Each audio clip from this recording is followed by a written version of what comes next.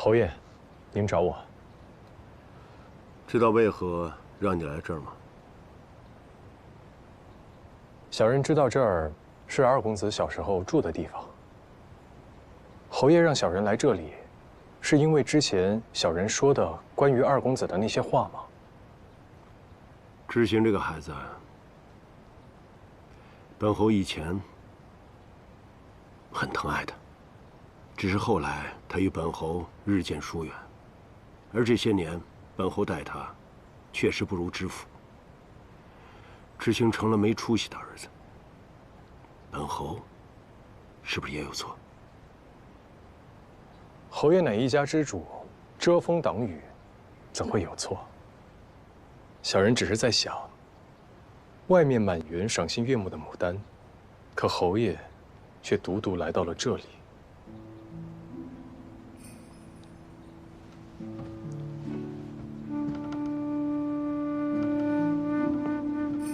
本侯以前认识一个穷花匠，以种梅为生，梅花价廉，时间久了就越来越清贫，甚至不够养活自己。后来他发现世人甚爱牡丹，价格自然高昂，他改种牡丹，过上了丰衣足食的日子。可他告诉本侯，他更钟爱、更愿意栽培的还是梅花，但为时已晚。花圃里的梅花因无人照料，都枯死了。花匠在穷困时选种梅花，可见爱梅之心。但他以卖花为生，必须改种牡丹，而心爱的梅花破败凋零。可能花匠觉得都是自己的错，小人却认为非也。为什么会这样觉得？梅花生于冬天，傲雪寒霜，无意争春。不是花匠无情改种牡丹，而是梅花甘愿在苦寒绽放，零落成泥。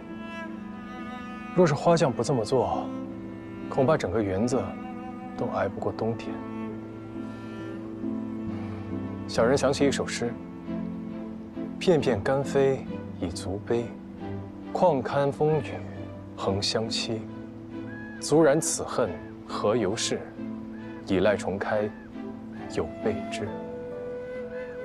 诗人叹息风雨中梅花凋零，但并未沉溺于悲伤之中，因为他相信，只要有新枝继续生长，梅花定有重开之日。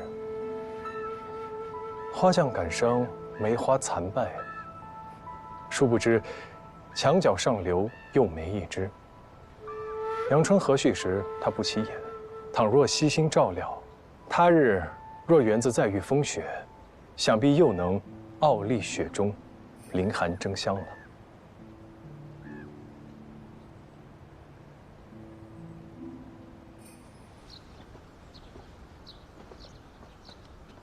先生之前跟我爹说什么了？他竟然开始询问我的功课。侯爷想必有意栽培你了，往后他对你的关爱会比庄知府还要多。因为你，他才愿意与我亲近些。我说了什么根本不重要，重要的是你在侯爷眼里是一个什么样的儿子。所以今后你更要勤学苦练，不可掉以轻心。是。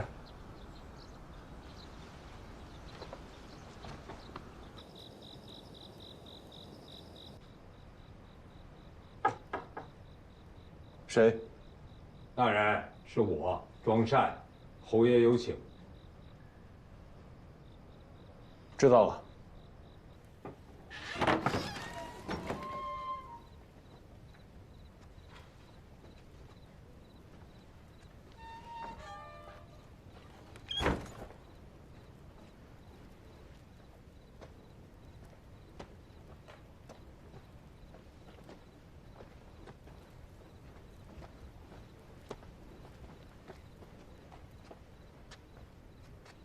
侯爷在里面，臧大人，请。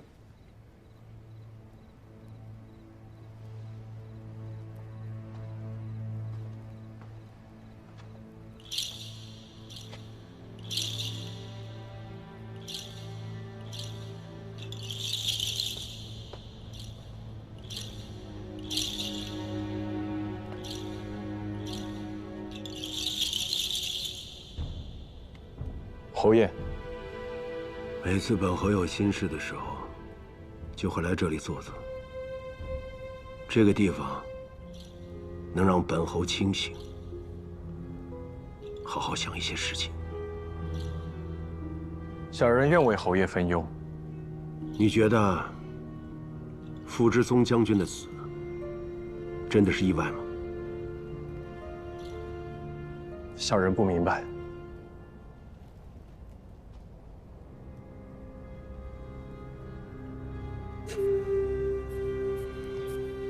狡兔死，走狗烹，飞鸟尽，良弓藏。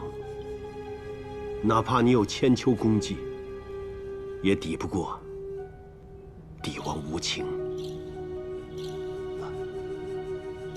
小人认为，侯爷与傅大将军不同。傅大将军是先太后的侄子，是皇上的外戚。而您曾率军攻破东夏城门，立下了不世之功，想必皇上是感念侯爷的。傅之松一死，中军都督之位就空了出来。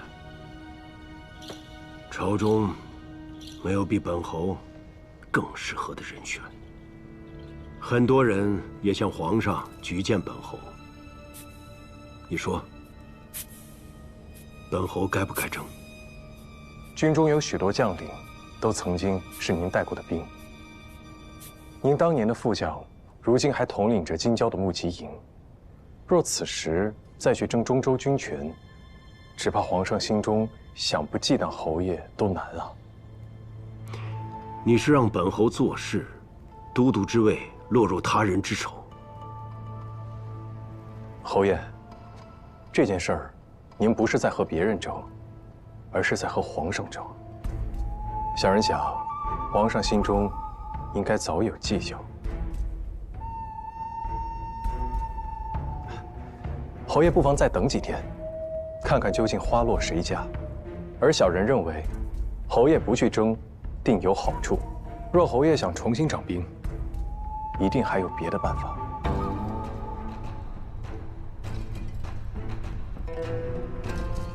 本侯要你为我做一件事。侯爷请吩咐。这件事情一旦知道，将没有回头路。你要想清楚。藏海粉身碎骨，万死不辞。这个簪子，老夫人从前常戴着，她病重的时候送给了我。你说，我一个土埋半截的人带走它做什么呢？我就借花献佛，把它转赠给你。多谢。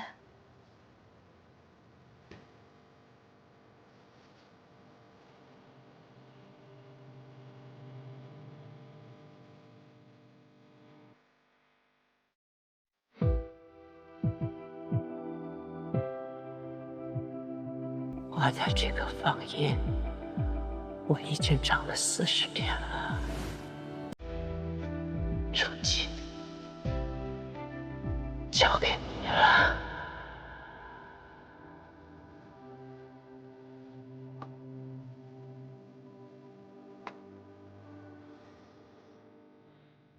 祖母，您放心，以后我会像您那样，无论穷难荣辱，永远走在前头。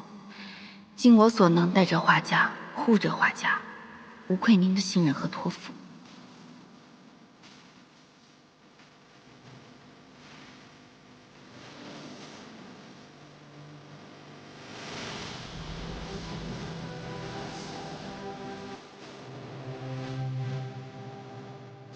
诗文与梅字要随心，运势好不好都来瞧一瞧。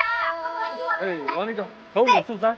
横五竖三，来，您拿好。我来一个，我来一个。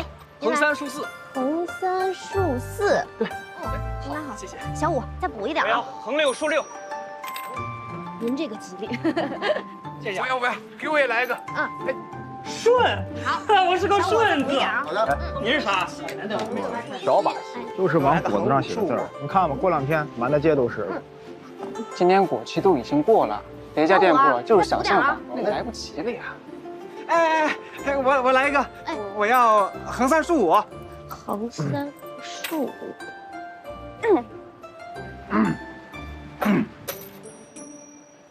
横7竖8。拿起。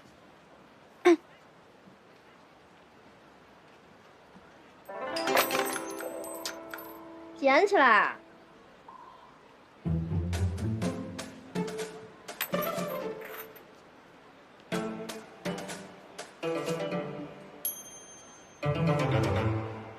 呀！大家过来看呢，他拿了一个小王八。小王八。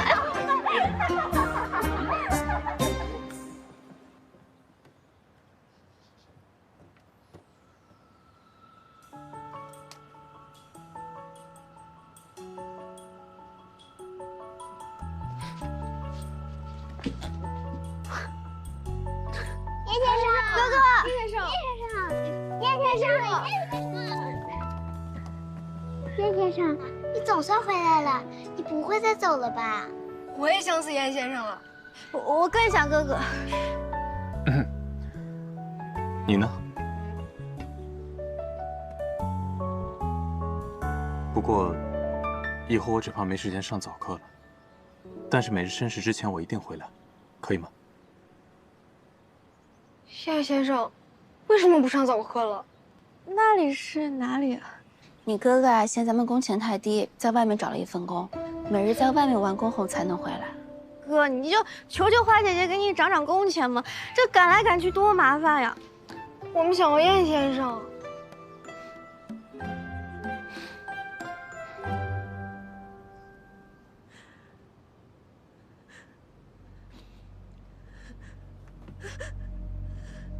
不行，我得找个地方躲起来，我得找个安全的地方。这里一点都不安全。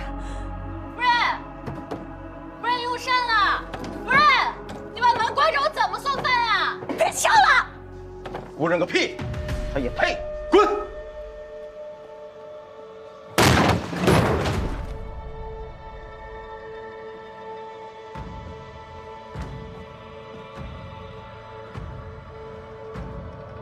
你真是个贱货呀！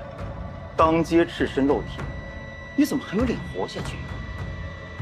你出去打听打听，所有人都看见了，我宋家的脸已经被你丢光了。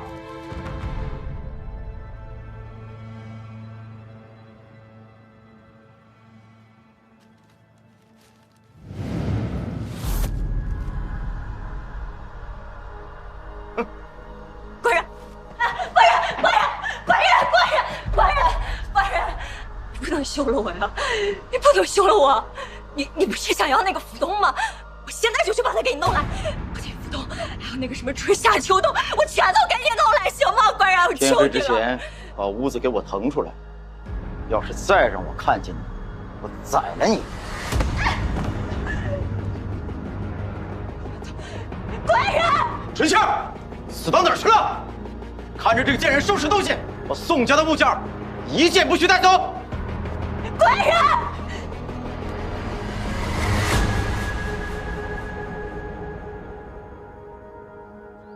浩儿，来，浩儿，听娘说啊，你爹就是跟我吵架，他不会真的休了我的。这样，你去劝劝他，你去劝劝他就好了，好吗？娘。你就走吧。你说什么？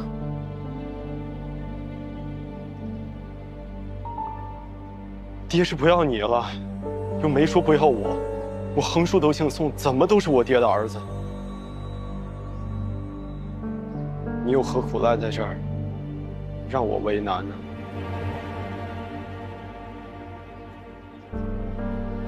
个不孝子！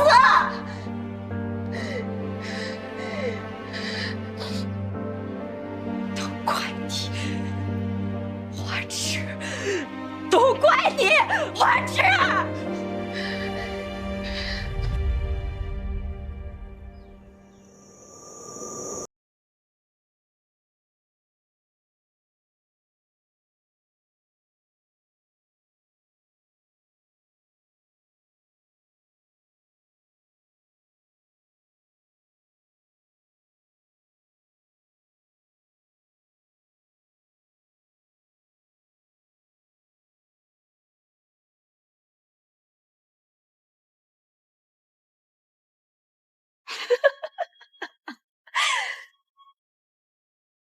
你们不给我活路，我也不让你们好过。我就算是做鬼，都不会放过你们。我花镜没事臭了，你们也一样得臭。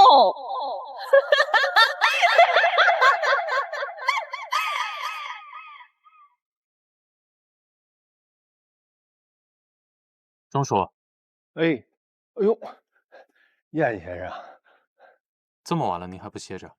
啊，我去前面那大门看看栓严实了没有，然后我就睡。你就说，芷哥这个大姑妈呀，还有那个姓宋的，这几天不来闹了我心里头啊不踏实的慌。先前啊，他们过来闹事儿，瞧把芷哥给气的那嘴唇都白了。现在倒好，老夫人也让他们给害死了。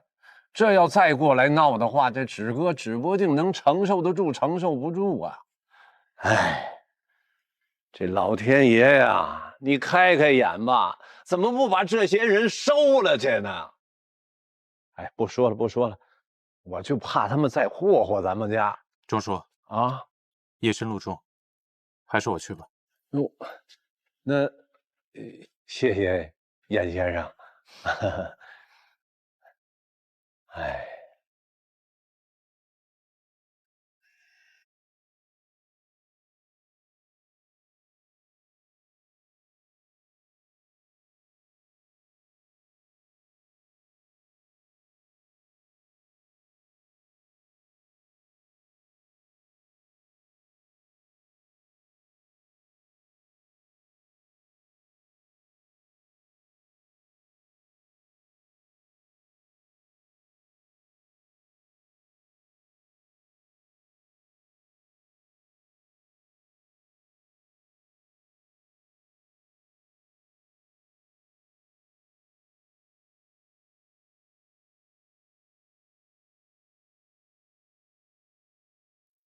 死了至少1个了，头儿，你说做的多大仇啊？在咱家门口上吊。她是花姐的姑姑。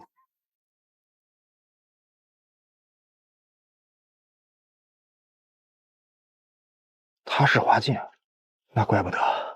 头儿，你是不知道，那天在花家门口。先做事。是。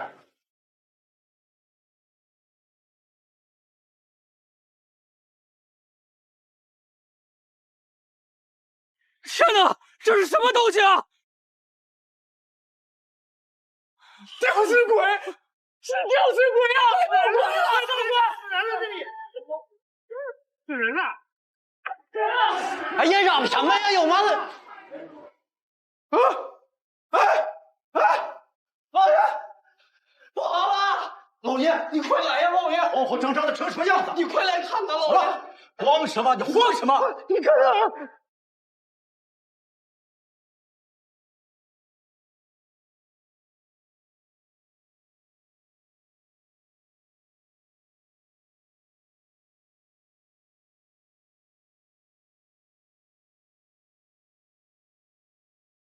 怎么样了？啊？是啊。你要不给开个药方试试？爹。哎呀，你这怎么了，爹？老君，快！哎呀，这怎么了？这是什么不好了？以后府里不许说这样的词。华府方才把夫人把花镜的族牌送了回来，还丢下一句话，说从此与他永绝心缘，连同少爷再也不能踏入花府半步。这还说生死富贵与他们无关，全当陌路人吧。少爷，你拿走，烧了了事。好，别生气，别生气，别生气。老爷，哎呀，又怎么了？不知哪个不长眼的去举证，说老爷害死了法器。他怎么死了都害人呢？你说他在哪儿上吊不行？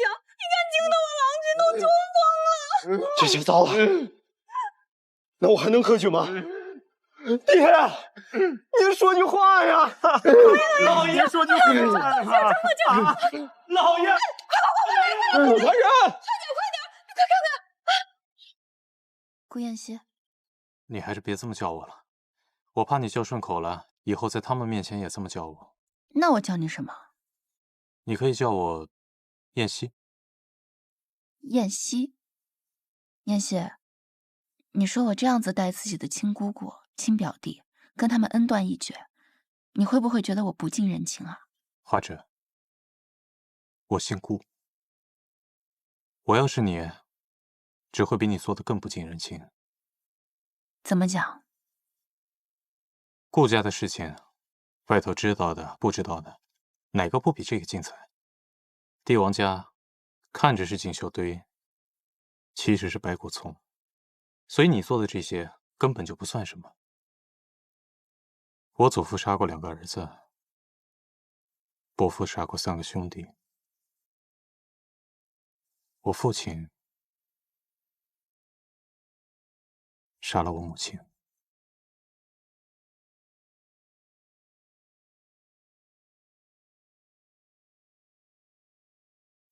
可我就是流着这样的血，你会怕我吗？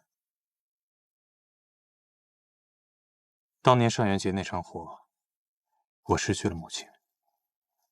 芍药原本也是一个聪明的孩子，因为那场火，才变得心魂有缺。多可笑！明明是他害了芍药，却反过来以他为耻。其实有时候我挺羡慕你的。你们家那些人虽然吵闹，但也热热闹闹的，有家的样子。宫里那些人，不提也罢了。芍药已经把这里当作是自己的家，如梦不弃，你也可以当作是你的家。以后你在哪儿，哪儿就是我的家。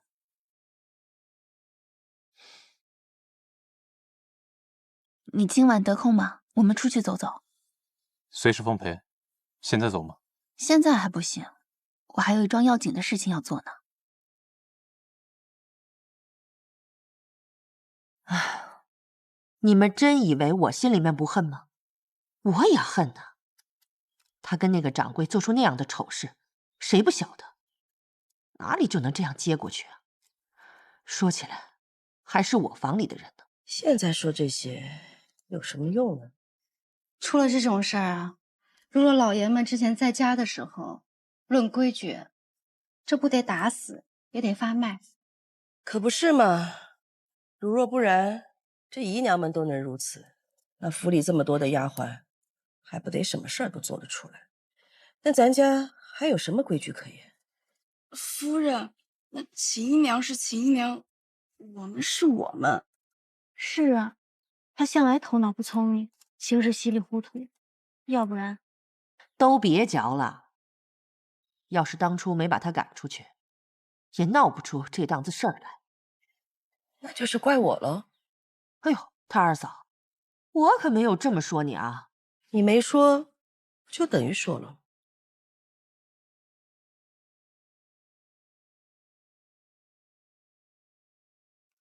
各位婶子们，我有话要说。迎春，把大家都叫来。好。秦姨娘的事情，大家听了花镜的一言半句，想必心中都有疑问，所以这个家里呢，也都是传言。今日大家都在场，我想着大家就敞开了说，我说的话句句属实。你们也可以和秦姨娘当面对质。大姑娘，你就饶了我吧。芷儿，你一个女孩子家的，说些这个干嘛呀？那这件事情的起因呢，就是因为花镜讨福东不成，对我心生怨恨。他和那个姓杨的畜生勾结，设计了秦姨娘。秦姨娘遭2人的危险，要到我的屋里取我的贴身之物，置我于死地。但是秦姨娘本性善良，她在我屋里的时间，明明可以把东西偷走，保全自己，但是她没有。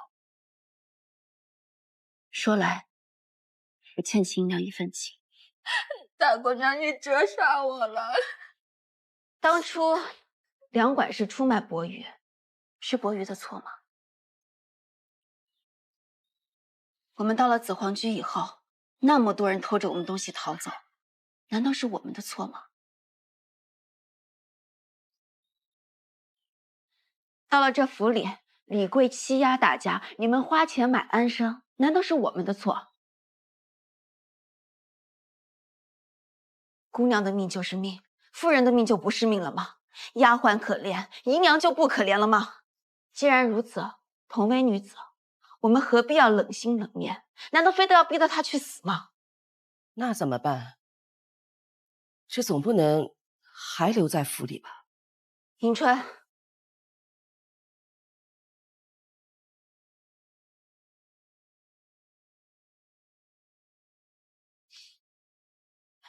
今日当着众人的面，我作为花家家主，代替三叔休弃秦姨娘。从此以后，秦姨娘不再是我三叔的妾室。你拿着走吧。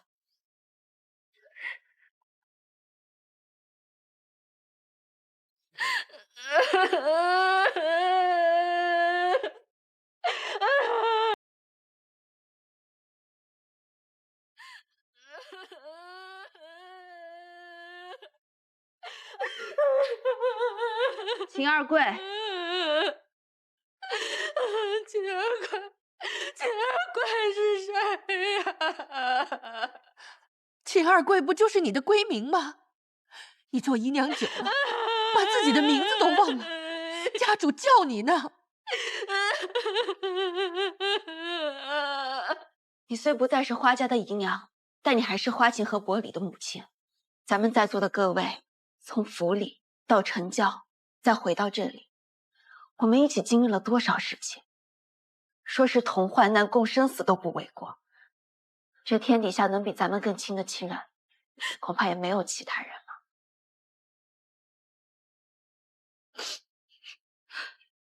如今花季镇少人少，我想请你留下来帮忙打理铺子。虽不再有分利，但是仍有怨钱和分红。虽然你不再是三叔的妾室，但你仍然是花家人。从今以后，我就唤你一声二贵，你可愿意？谢谢大姑娘，大姑娘，从今往后我就跟定你了。你让我往西，我肯定不往东。谢谢姑娘。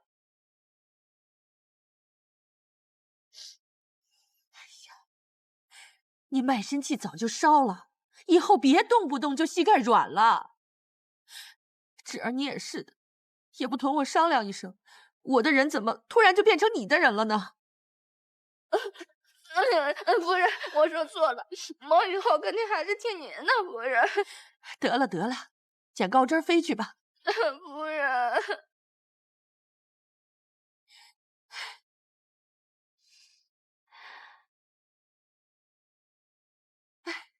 不哭不哭。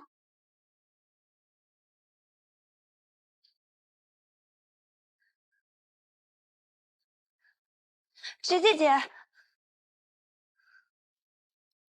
怎么了，晴儿？姐姐，谢谢你。你不必谢我，你娘刚搬回来，你要多照顾她一些。只是伯礼那边，我实在不知道怎么办了。我和娘怎么办都没有用，这件事还是得看二夫人的意思。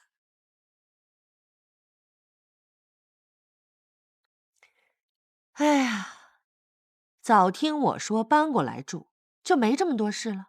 你说是不是？夫人，你就别取笑我了。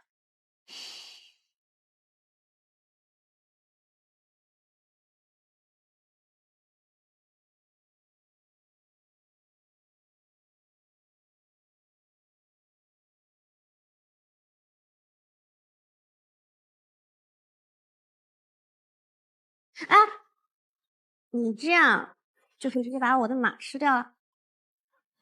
我想回去看书了。你教柏林一下吧。你怎么了？怎么愁眉苦脸的？你说，人要是有2个娘该怎么办呀？2个娘，那很好啊。可是，他们都因为我不开心，我不知道怎么办才好。那你让他们开心不就行了？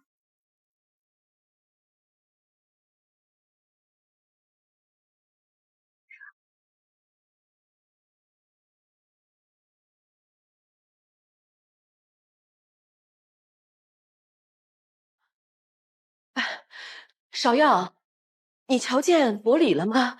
怎么下课了他就不见人影了？他去买东西了。啊，好。二婶子，花姐姐的娘就是柏林的娘，朵儿的娘就是灵儿姐姐的娘，你就是伯礼的娘，对吧？是啊。那伯礼说他有2个娘，是真的吗？他胡说的，童言无忌，你千万别信啊！啊，骗我了！我还说好羡慕伯礼呢。这有什么好羡慕的？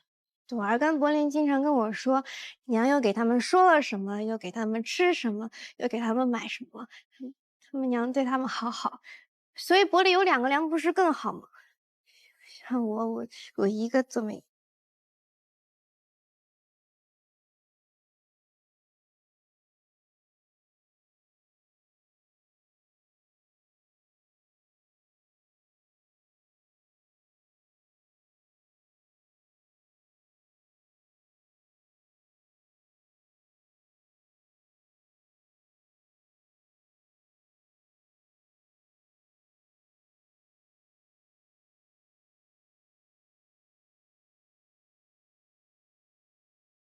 李哥，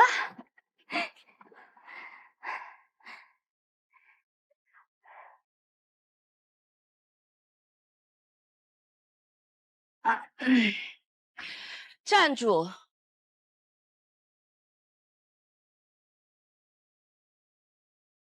二夫人，你跑什么？没瞧见李哥同你说话吗？啊，李哥是跟我碰巧遇见的，您带他回去学习吧。李哥，你想说什么？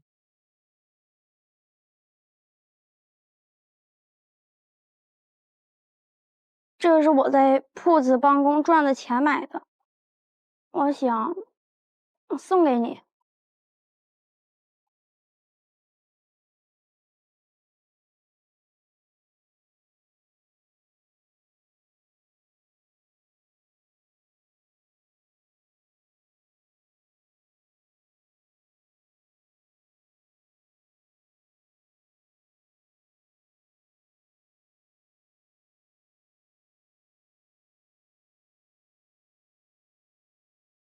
这是什么？娘，这是我自己做的记号笔，是柏林哥哥帮我一块在咱们家的大公鸡身上拔的毛做的。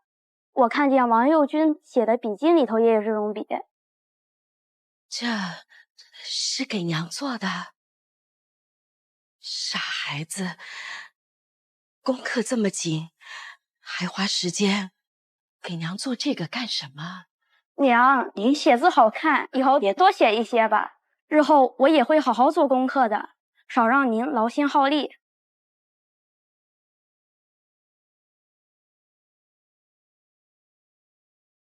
好，好，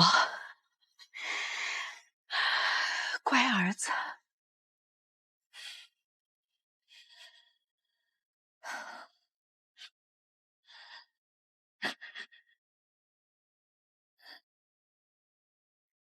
先替娘拿着。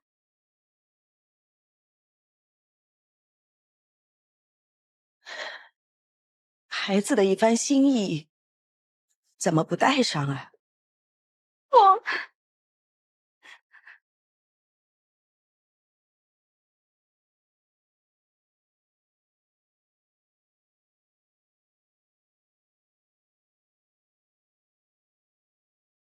真好看。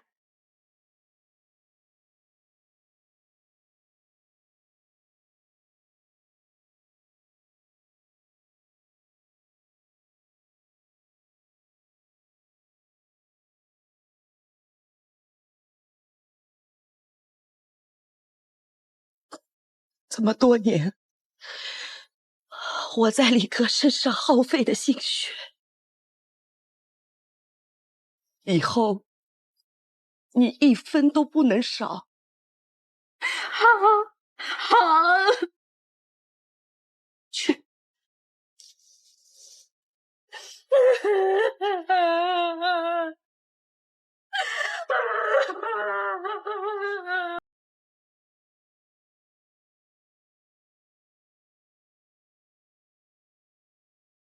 都在呢。哥，我们玩象戏呢。你还会玩这个？啊，我一个朋友送我的，他没人陪他，所以就教我了。朋友？嗯，姐姐该你了。嗯。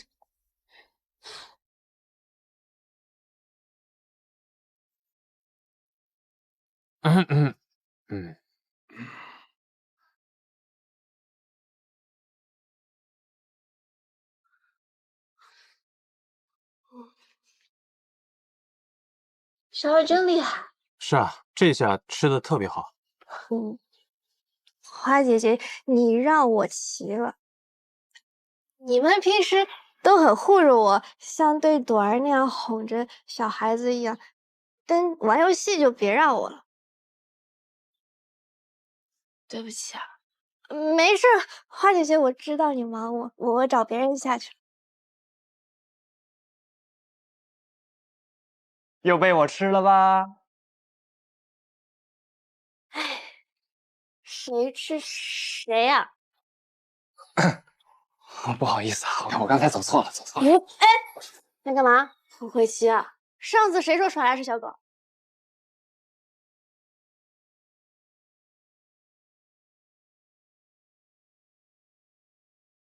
你干嘛用那种眼神看着我？下次我还想玩象棋，还能来找你吗？找我干嘛？没人陪你玩啊？你陪我玩的不一样。总之你不一样。我怎么就不一样了？哦，合着就我是个闲人是吧？你很聪明，而且很有意思，什么都懂。下次你把你会的都教我呗，我陪你玩。行啊，不过咱可说好了啊，你要是输了可不许哭。也不知道待会哭鼻子的是谁。哎，死定了，我跟你说。我从没和人这样逛过街，也不为别的什么事，就这么随便的走着买着。那以后我常陪你。你以前喜欢过什么人没有10来岁的时候有过。哦。但后来我找到他了。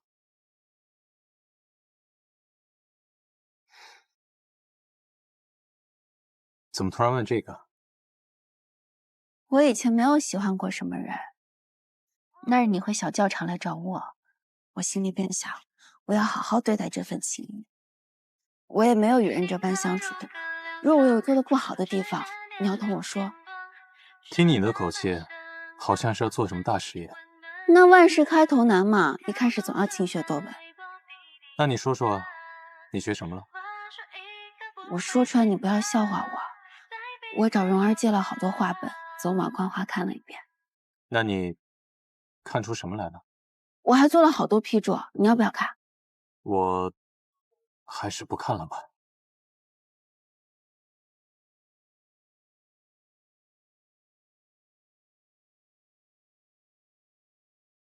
星河如歌流淌，让指尖点亮天光，故事慢慢生长，在我们心中温暖滋养，跳动的脉搏滴滴答答，花树一颗不会褪色，在彼此手掌，定格每个刹那。那以后我们常待在一起，这样就熟能生巧了。我想过这件事情，白天家里人多口杂，晚上还清静一些，咱们可以一起吃夜宵啊。小教场里有棵老树，树干上有个窟窿，你若是空了就留便条在里面，告诉我你想吃什么，几时有空，若是没空就算了。好，一言为定。一言为定。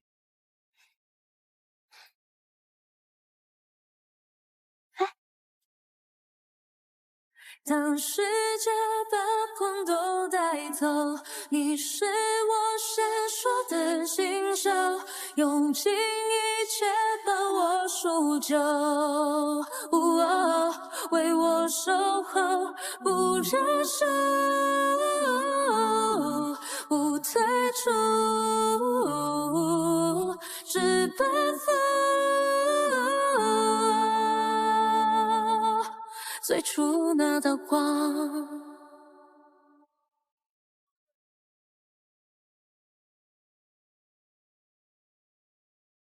燕西啊，我不愿意编造你的身份去骗他们，再等等，等时机合适了再让他们知道，好吗？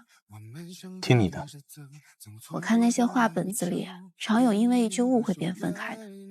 其实坦然间早些说明白不就好了？是啊。那你有什么实话要同我说吗？其实我不是太喜欢吃甜的。其实我也喜欢安静待着，不喜欢听人说话。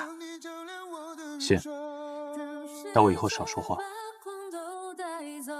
你是我闪烁的星宿，用尽一切把我赎救，为我守候，不认输，不退出，只奔赴。哎，终究是跟秦二贵停战了。终究是要为孩子着想的。不过说心里话，他对李哥还真的是不错。哎，三舅母，三舅母！哎呀，三舅母，随安，你这是怎么了？起来再说。你快救救我娘吧！你娘怎么了？我娘被打的，打得快活不了命了。那个畜生！哎呀，随安，你这么大个小子，你就不能替你娘打回去吗？哎呀，你别这样！终究是他亲爹，哪有儿子打爹的道理？那这也没有打死夫人的道理吧？随安，起来，我跟你回家去，走。哎呀！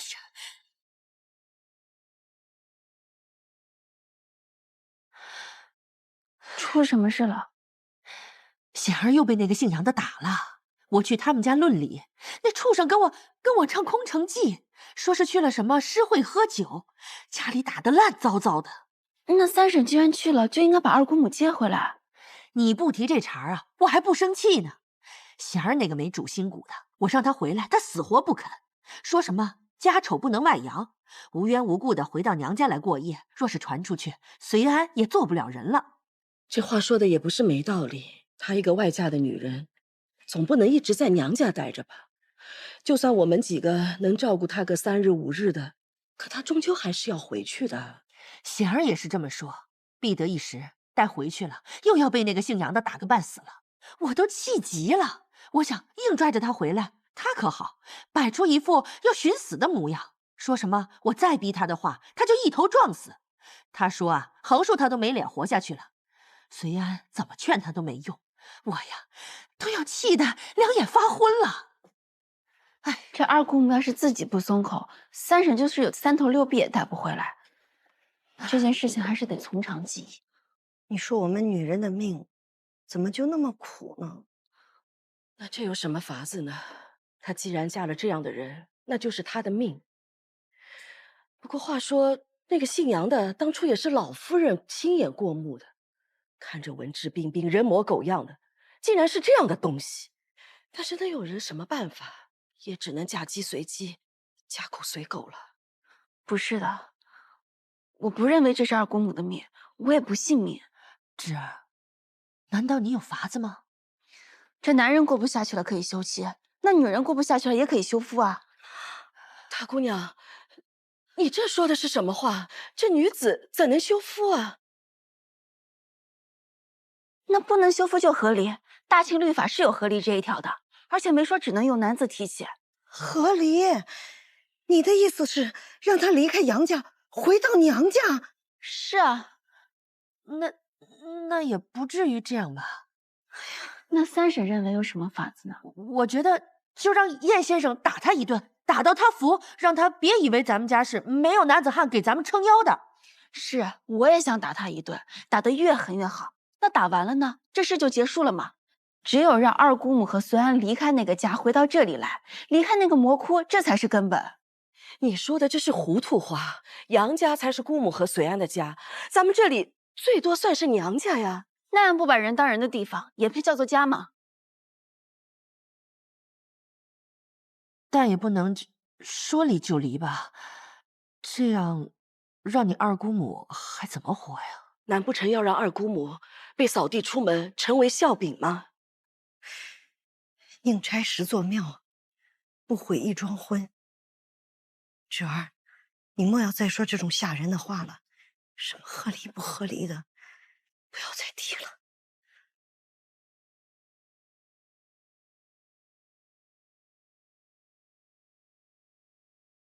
当然要离。我就知道你会这么说。你怎么知道的？我就是知道你一定会跟我想的一样。你说你姑母怕耽误他儿子前途，可你表弟若还有一分人性在，就不会愿意让他母亲在这种人身边待上哪怕片刻。表弟是想让姑母回来避一避，但是和离的事情还没有告诉他，不知道他怎么想。花枝，你也见过我母亲？是，有过一面之缘。王妃对我很好。我倒宁可她从来都不是王妃，哪怕这样一来就不会再有我。我也宁可她从来都没有嫁给过我父亲。花枝，我也为人子，对我来说，什么都比不上母亲平安喜乐。虽安一定也这么想。快尝尝，这是咸粥，一点都不甜。好。